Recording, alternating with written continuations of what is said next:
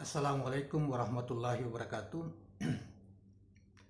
Kawan-kawan sekalian, kembali kita berjumpa di Juanda BKR Channel. Saya berharap bahwa kita semua dalam keadaan sehat walafiat, selalu dalam lindungan Tuhan Yang Maha Kuasa. Oleh karena itu kita dapat melaksanakan kegiatan kita sehari-hari dengan baik. Saudara, beberapa hari terakhir ini kita menyaksikan satu berita yang sangat viral, yang kebetulan berita ini diproduksi seorang pejabat menteri, ya, dalam hal ini adalah Menteri Agama eh, Republik Indonesia. Kaitannya dengan masalah, sebetulnya itu bermula dari penyusunan pengaturan tentang suara toa di masjid-masjid, penggunaan suara toa di masjid-masjid. Namun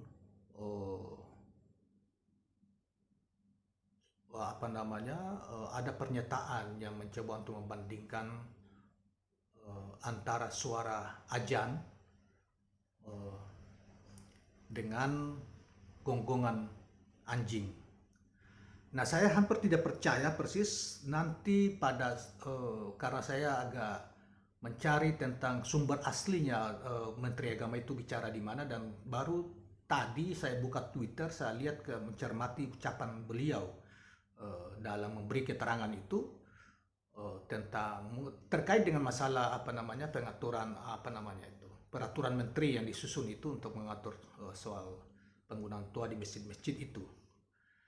Saya di beberapa kesempatan dengan teman-teman saya sering katakan bahwa negeri kita ini menurut hasil statistik pada tahun yang lalu itu kan 87% itu muslim, ya, beragama Islam, dan itu artinya agama-agama yang lain, penganut agama yang lain itu hanya sekitar 13%,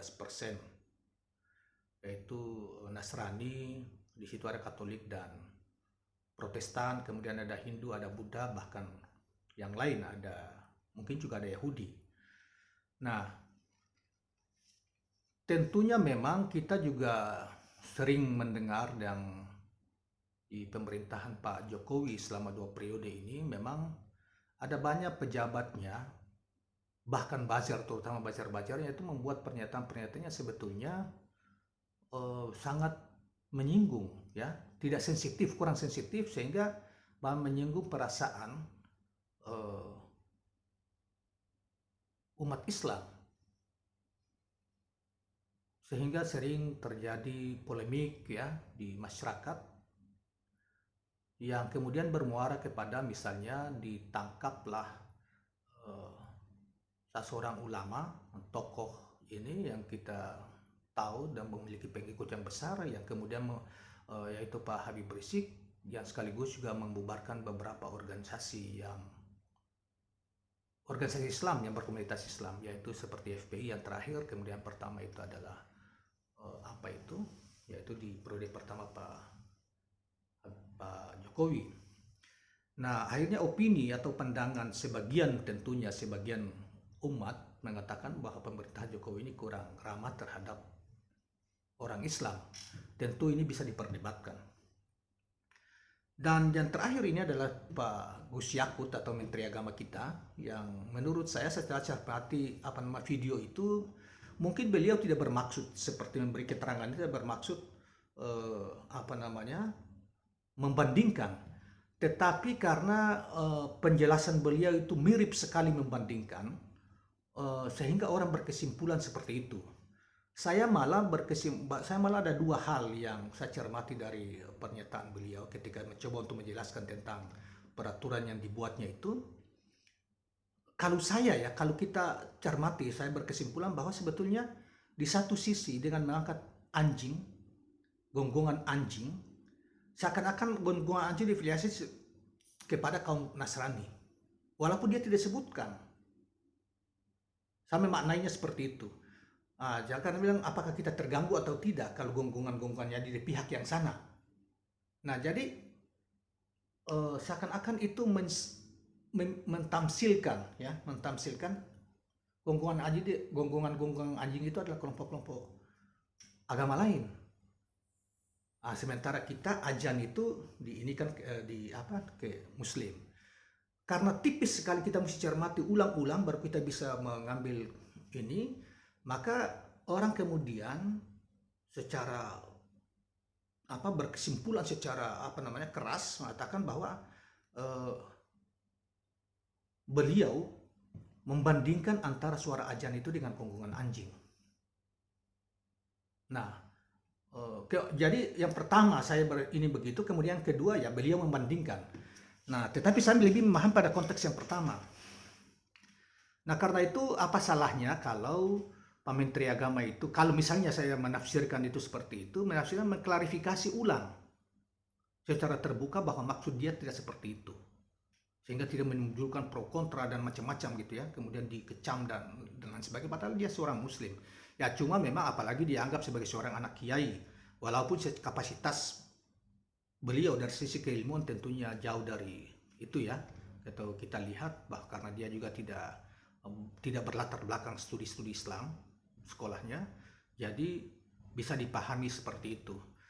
Nah, saudara sekalian, karena itu saya berharap bahwa Bapak Presiden itu mestinya memanggil, karena itu bawahan beliau langsung, jangan menimbulkan banyak masalah pro kontra di masyarakat, sedang menegur, paling tidak mengingatkan kepada Menteri Agama itu jangan melakukan pembiaran, sehingga pejabat-pejabat yang keluar, apalagi soal-soal agama, tentunya hal-hal yang sangat bersifat sensitif, apalagi tadi saya katakan bahwa 80% penduduk Indonesia itu keyakinannya keyakinannya adalah keyakinan Islam, berafiliasi terhadap Islam, penganutnya adalah Muslim. Nah, tentunya ini sehingga tidak mencitrakan bahwa pemerintahan Pak Jokowi mulai dari periode pertama kedua itu dianggap tidak ramah terhadap Muslim. Nah, apalagi dibumbui lagi dengan pembela-pembela mereka yang kita sebut dengan buzzer-buzzer itu dengan argumen yang sangat serampangan. Misalnya ya, kalau saya tidak salah kemarin itu kita lihat di Twitter, kita baca atau di media sosial, mereka mencoba untuk membela Menteri Agama, tetapi konteksnya juga jauh. Misalnya dengan mengatakan bahwa seorang aktivis PSI, Partai Solidaritas Indonesia itu mengatakan bahwa panggilan azan itu kan bukan, Tuhan tidak perlu dipanggil dengan panggilan azan. Nah, padahal dia seorang Muslim itu, dia paham atau, tapi menurut saya mungkin ini dia sengaja, tetapi sangat naif sebetulnya. Orang juga semua tahu bahwa azan itu berfungsi hanya untuk mengingatkan kepada umat Islam bahwa waktu-waktu salatnya telah tiba, dan diajak kalimat-kalimat itu misalnya bergabung untuk mencapai keberuntungan misalnya. Ada kalimat-kalimat seperti itu kan. Jadi bukan media untuk memanggil Tuhan, bukan. Azan itu media untuk memanggil kaum muslim untuk berbondong-bondong ke masjid atau mengingatkan kepada mereka bahwa waktu asar, waktu duhur, waktu-waktu salat itu telah tiba. Nah, buzzer-buzzer ini tidak mengerti, tetapi cuap aja. Bahkan itulah yang membuat semakin memperparah situasi, sehingga timbullah kalau kita baca media sosial itu, sesama muslim tetapi saling ngolok gitu ya, saling mencelah dan lain sebagainya. Ditambah lagi misalnya seperti Ade Armando, yang saya kira ini mereka kalau saya ya, kita belajar penafsiran atau pemahaman orang-orang Islam tradisional atau Islam yang ini terlepas dari suasana batin mereka yang kita tidak bisa baca, paling penting apa yang mereka ucapkan, ini mereka sebetulnya, mohon maaf, ini sebetulnya sudah keluar sebetulnya, bahkan mungkin lebih layak dikelompokkan mereka sebagai kaum munafikun atau orang-orang munafik. Identitasnya Islam, mengaku Islam, tetapi tindak tanduk dan ucapan mereka itu tidak mencermin, bahkan menyakiti sesama umat, bahkan mencela ajaran-ajaran tentu di dalam Islam, taruhlah seperti azan itu. Nah, ini yang dilakukan misalnya kalau kita cermat seperti Ade Armando, kemudian ada yang itu yang di PSI, saya lupa namanya, aktivis PSI yang juga viral memaknai azan itu seakan-akan memanggil Tuhan, ya Tuhan tidak perlu dipanggil seperti itu. Padahal ini sejak awal Rasulullah itu tidak ada yang bantah. Tidak ada perbedaan di dalam para ahli sejarah, bahkan para ahli fikih mengatakan soal ajan itu sejak awal. Bahkan di dalam riwayat yang populer, mutawatir yang sangat populer dan valid, dan tidak ada yang membantah bahwa Rasulullah sewaktu-waktu memerintahkan Bilal, pada itu muadzin yang terkenal itu ada Bilal, itu wahai Bilal, kalau sudah sampai ke waktu duhur atau waktu asar, hiburlah kita dengan mengumandangkan azan. Nah, jadi bagi kita orang Islam, umat Islam, itu sesuatu yang sebetulnya sakral. Bukan hanya panggilan, tetapi ada kalimat-kalimat yang dikumandangkan dalam azan itu kan dalam bentuk juga pujian dan pengagungan terhadap Tuhan, kepada Allah. Maka sesuatu azan itu dalam makna kalimat-kalimat yang dikumandangkan dalam azan itu kalimat-kalimat yang sakral. Terlepas dari kita pemahaman kita ya, tetapi tidak ada perbedaan di semua kelompok mazhab, bahkan Syiah, bahkan Ahmadiyah dan lain sebagainya, tidak ada. Azan itu sesuatu sebagai panggilan mengingatkan kepada mereka yang percaya pada Islam untuk mendirikan salat. Dan kalimat-kalimatnya mengandung kalimat-kalimat pengagungan. Karena itu dia sakral. Walaupun fungsinya bukan untuk memanggil Tuhan, bukan, memang mengingatkan kepada umat dan memanggil mereka supaya segera meninggalkan seluruh kesibukannya dan menghadap ke pasang ilahi di setiap waktu-waktu salat, ketika tiba waktu-waktu salat. Nah, karena itu kawan-kawan sekalian, saya kira berhentilah Anda membuat opini-opini atau semacam akan menghina terhadap semacam beritus ya di dalam agama kita Muslim. Walaupun Anda mungkin tidak sepakat dengan itu, tapi kan Anda hargailah mayoritas Muslim. Bahkan orang Kristen kan tidak pernah walaupun memang dulu ada keberatan-keberatan tentang toa apa besar ini dan bunyi suara azan yang dikumandangkan di waktu subuh misalnya. Tapi itu juga mereka juga sebetulnya juga mesti memahami bahwa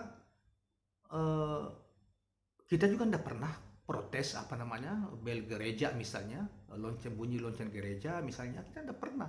Dan kita menghormati, itulah watak Muslim. Seorang Muslim menghormati yang lain gitu ya.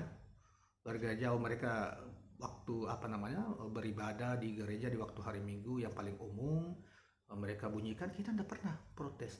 Bahkan yang bela kita ini adalah saudara-saudara kita dari Papua. Misalnya ada saya lihat di Twitter maupun di media sosial yang lain, itu saudara-saudara Kristen dari Papua. Mereka menganggap nyaman aja, mereka hidup di samping masjid berpuluh tahun dan tidak merasa terganggu. Kenapa kita Muslim yang seakan menghina?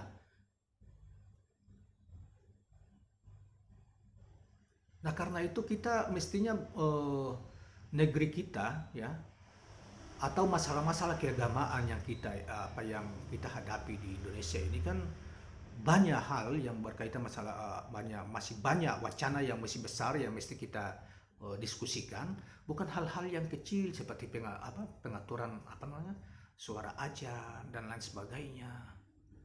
Ya saya kira akhirnya kan ditentang dan tidak didengarkan.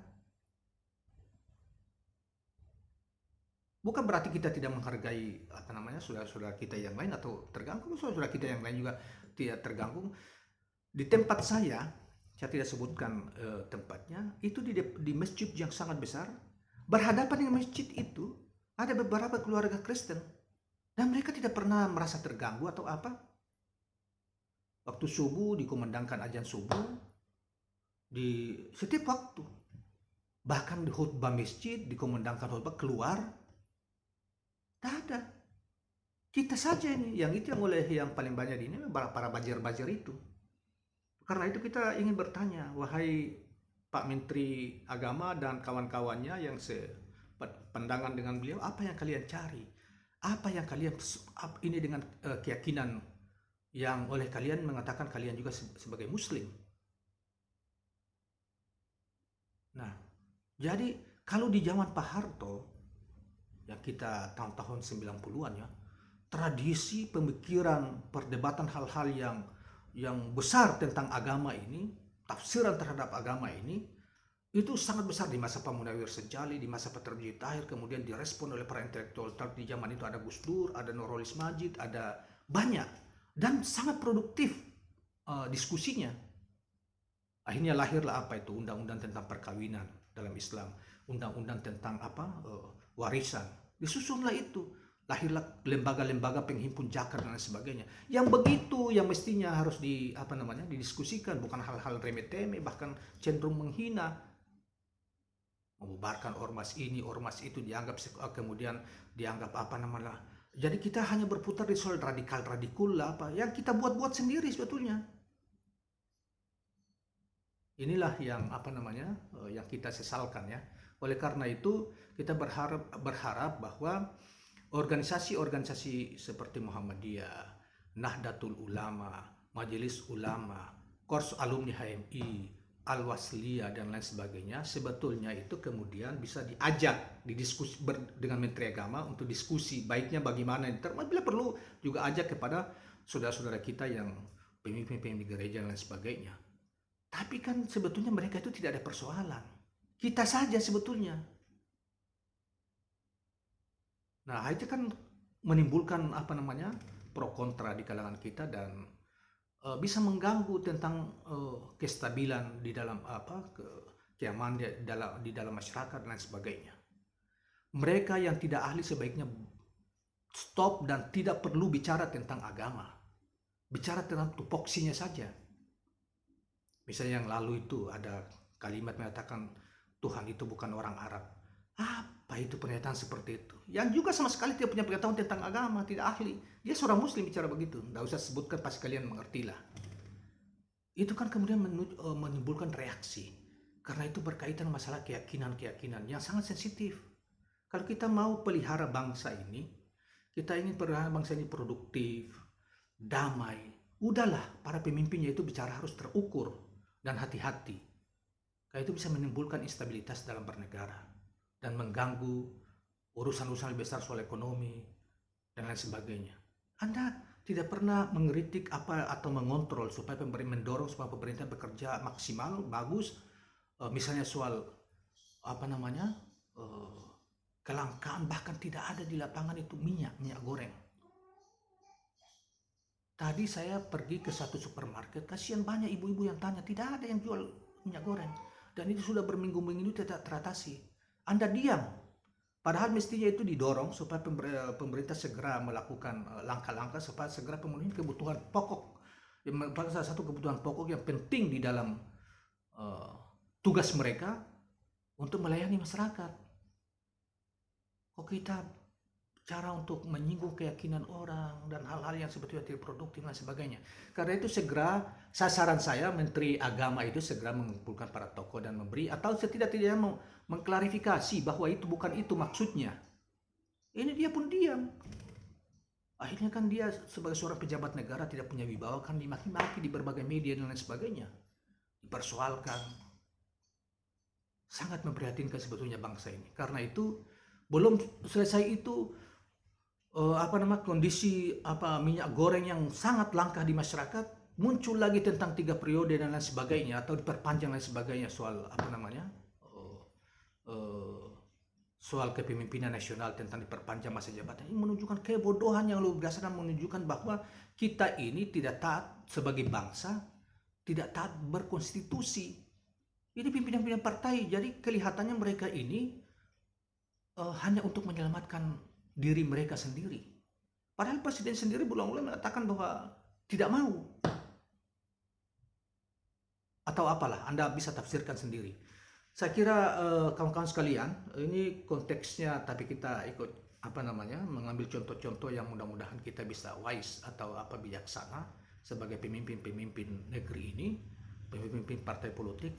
Udahlah, jangan serampangan membangun argumen, jangan serampangan juga membuat rakyat menilai bahwa pemimpin-pemimpin partai politik itu bodoh dan hanya mengurusi diri mereka sendiri, jabatan mereka sendiri, dan seakan-akan kita mengkangkangi konstitusi kita, konstitusi bernegara.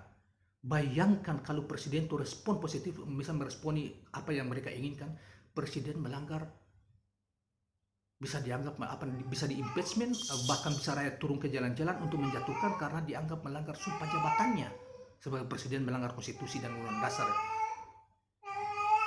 Karena itu saudara sekalian, saya kira soal ini kita akhiri sampai di sini dan terima kasih atas perhatiannya.